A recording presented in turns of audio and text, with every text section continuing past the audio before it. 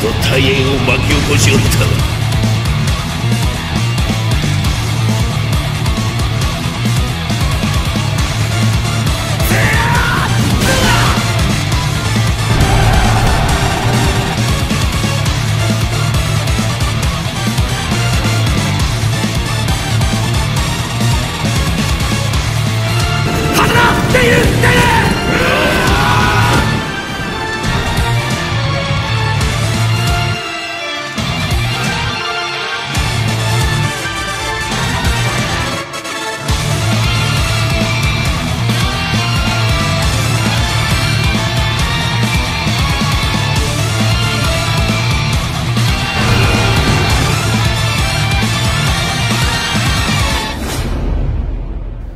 Honneur à vous les frérots, j'espère que vous allez bien et bienvenue sur Fumigène. On continue ce nouveau format de vidéo, à savoir le décryptage des duels dans Kingdom. Et aujourd'hui, on va s'intéresser à la confrontation Uken versus Uki. Alors, très clairement, je sais que les frérots vont être contents. Moi, je suis content de faire cette vidéo aujourd'hui. Pourquoi?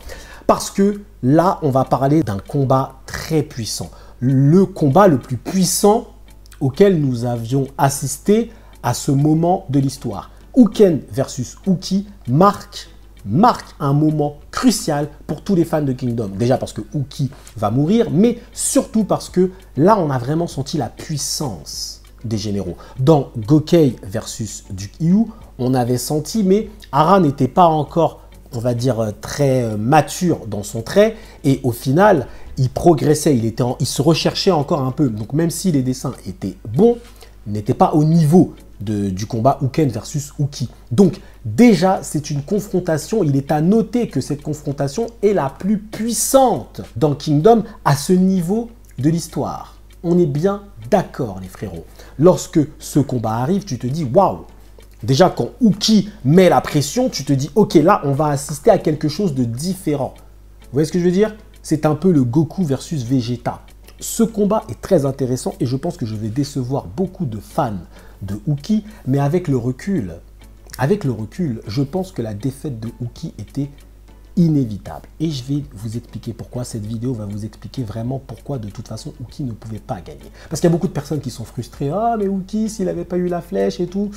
En fait les frérots, même d'un point de vue scénaristique, Uki ne pouvait pas gagner. Uki ne devait pas gagner. Je vais vous expliquer pourquoi. Uken est un personnage qui est un peu hors manga. On peut le dire comme ça. Il s'entraîne dans les bois, c'est un sauvage, il bouffe des tigres, il tue des tigres, c'est un fou furieux ce mec. Uken est hors Kingdom. Pourquoi? Parce qu'on ne peut même pas vraiment le considérer comme un général. C'est l'un des trois grands cieux, ce mec-là ne s'est même pas donné une directive à des armées. D'accord? Uken, c'est un Bushin, c'est un mec qui est là pour se taper. Clairement et simplement pour élever l'humanité, etc., etc. Ça, on apprendra plus vers le tome 58. Mais ce qu'on peut dire déjà de Uken, c'est qu'il est un peu hors manga.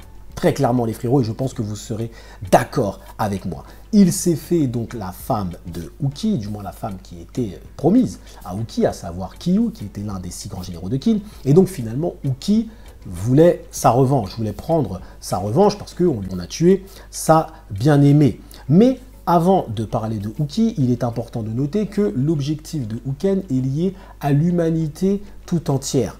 Dans la forme, on pourrait dire que Uken est l'homme le plus égoïste dans Kingdom parce qu'il est tout le temps seul, il combat seul, etc. Il ne compte que sur sa propre force. Mais lorsqu'on regarde dans le fond, Uken est peut-être finalement l'homme le plus altruiste dans Kingdom. Et je vais vous expliquer pourquoi. Son objectif, comme je l'ai dit, est lié à l'humanité. Il veut élever l'humanité. Mais il le fait comment? Il le fait à travers le combat, il veut devenir un homme surpuissant. D'accord, mais si Uken cherche à élever l'humanité, c'est bien que son objectif est altruiste. Il veut faire en sorte que l'homme soit meilleur. C'est un objectif complètement fou, on est bien d'accord. Mais dans sa volonté, Uken cherche à élever l'humanité.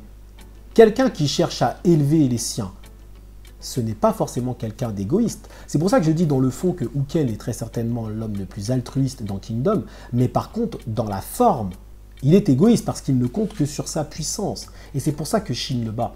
Parce que Shin, c'est différent.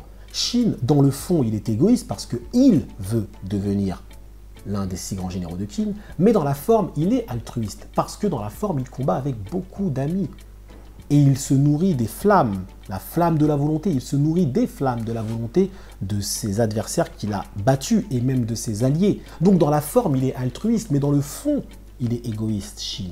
C'est là où leur confrontation était aussi très intéressante. Mais bref, on n'est pas là pour analyser Shin versus Uken, on analyse Uken versus Uki. Donc Uki, à ce moment précis de l'histoire, c'était celui qui avait la plus grande renommée dans l'état de Qin. Il faisait partie de l'ancienne génération des 6 GG de Qin. Déjà là, je vous ai donné un indice sur le fait que Uki meurt. Il faisait partie de l'ancienne génération. Je vous ai donné un indice déjà, mais on va continuer.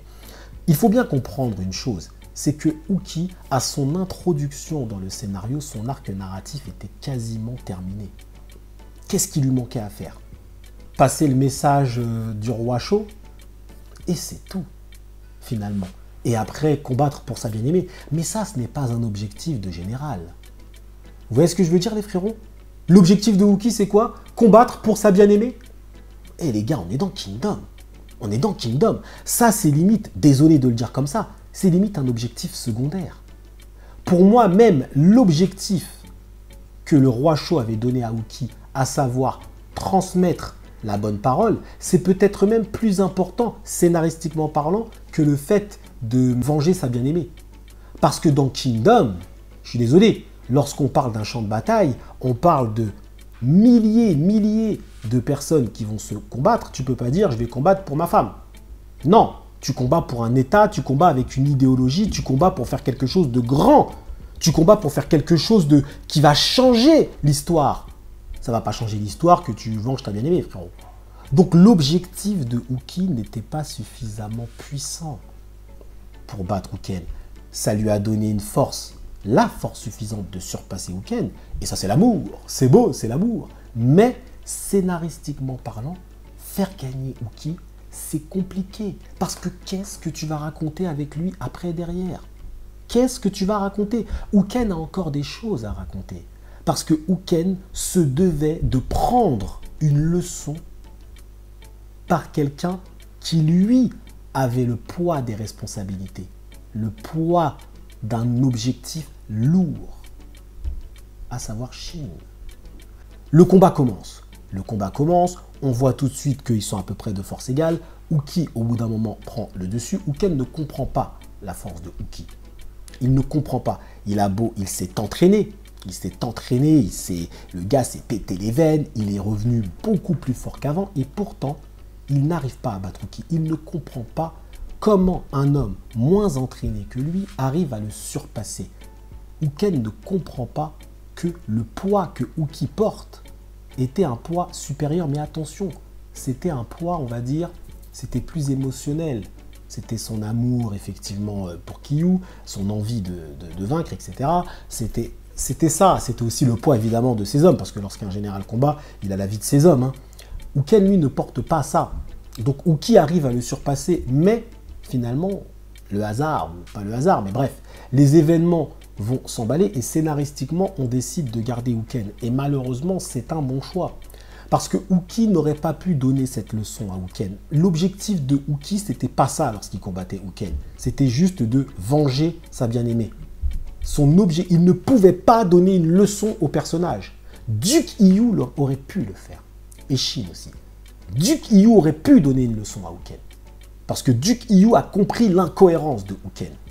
Mais je vais vous l'expliquer plus tard, l'incohérence de Uken. Mais en tout cas, Duke Hiyu l'avait compris. Shin est également en bonne position pour pouvoir donner une leçon à Uken. Mais pas Uki. Uki vient pour combattre sa bien-aimée.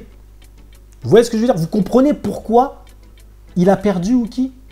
Il a perdu parce qu'au final, si tu fais gagner Uki, quel est le message derrière? Je venge ma bien-aimée? Ok.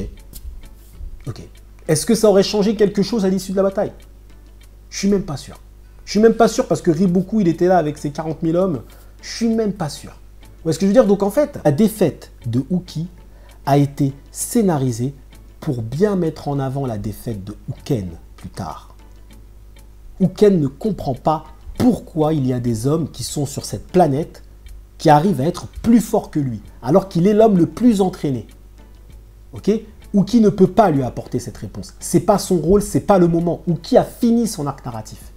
Son arc narratif est terminé depuis son entrée dans le scénario, Uki. Il fait déjà partie de l'ancienne génération, déjà de 1. Et de deux, il n'a plus rien à raconter, Uki. Vous voyez ce que je veux dire? Il y a un autre personnage aussi comme ça, qui est un peu comme ça, c'est Renpa. Mais Renpa, c'est différent, je pense qu'on peut lui donner quelque chose d'autre. Donc, pour pouvoir régler le compte de Uken, il te faut un personnage qui lui a encore des choses à raconter, qui lui a un objectif qui est puissant, à savoir unifier la Chine, etc. Et qui peut être une véritable contradiction avec Uken, qui peut lui montrer que tu ne combats pas seul dans la forme. Dans le fond, tu peux être seul. Mais dans la forme, tu ne combats pas seul parce que tu te nourris des flammes de la volonté de tes coéquipiers et même de tes adversaires vaincus. Et Shin est le personnage parfait pour montrer ça à Uken. Uki non. Uki non. Parce qu'il va nous parler de ses amis qu'il a perdus, on les connaît pas. On les connaît pas. Il va nous dire oui, j'ai perdu Kyu, machin, j'ai perdu Zantetsu, je sais pas quoi. On le connaît pas, mon gars. On les connaît pas. Donc tu vas nous dire que tu as perdu des amis, tu portes le poids de qui? On les connaît pas.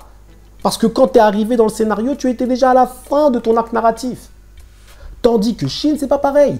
Tous les personnages qui apparaissent derrière Shin, on les connaît. Donc on comprend le poids. On comprend le poids de Hiyu, de Rinko, de Duke Hiyu, de Uki. On comprend tout ça. Et oui, les gars. Et vous comprenez maintenant pourquoi Uki ne pouvait pas gagner. Il ne devait pas gagner. C'est pas pareil.